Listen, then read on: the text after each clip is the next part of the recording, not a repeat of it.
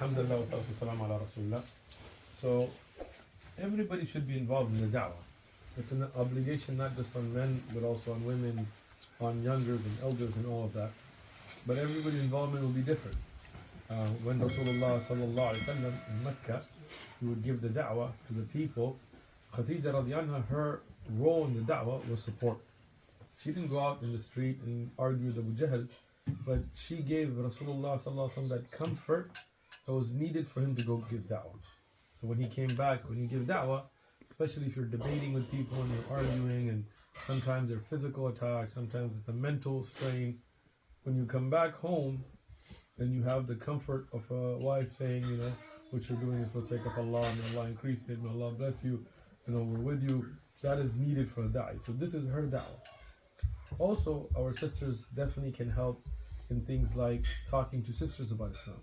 We have a program in our masjid. We haven't done it recently because of COVID stuff, but what we used to do, we had an open house for non-Muslim women. So the masjid in the women's section would clear out, and then you would make flyers, you would invite non-Muslim women, so like Muslim sisters that went to school would give it to their co-workers, their teachers, Muslim sisters at work would give it to their co-workers, or people would go and give it to their neighbors to bring all the women. And then you would have a revert sister give her story, explain why she chose Islam, and some of them would do henna for the non-Muslims and things to kind of show them a good picture about Islam. And we had sisters that became Muslim with that. Another way sisters can be involved is we have a lot of women that come and ask about Islam. They might get a flyer and they might want to talk to a Muslim sister later, so that sister, in the protection of the Sharia and hijab, can speak to her about Islam and give her da'wah. We've had many of those that end up becoming Muslim in San Diego. Another way a Muslim woman can be involved is to keep up with the new Muslim sisters. We see a lot of sisters that accept Islam, then they need to learn tahara, they need to learn salah, they have personal issues, they need somebody to talk to, their family discommunicates them, so they need somebody to speak to. So definitely in that growth we can have our sisters involved. Another thing, alhamdulillah, now we have social media, and it's a big part of the da'wah. For us at OMF, how many ever people we have take shahada at the table, we have maybe 10 times that take shahada from watching the videos. Many people we don't even know. I've met people here in the UK that came up to me that I don't know, that I never met, and said I became Muslim from watching your videos.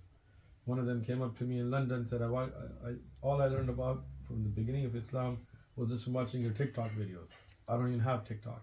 We don't have a TikTok channel, right? So the point being that Muslim sisters can utilize these technologies by making Instagram accounts, Snapchat, not by putting their own pictures and things, but by taking clips from the da'wah videos and posting them and promoting them and becoming a means of hidayah. All of this our sisters can do. But we don't suggest sisters go out at the park or at the city center or the table, because it would put them in harm's way. And we don't do that. And we don't see this from the Sahaba, and we don't see this from the Salaf al-Ummah. The greatest thing our sisters can do is to support and encourage their husbands, their brothers, their children as du'at, morally, spiritually, and to build the tarbiyah, the proper upbringing of the children, so that their children understand the importance of Islam and da'wah, and build that environment at home. Jazakumullahu khairan.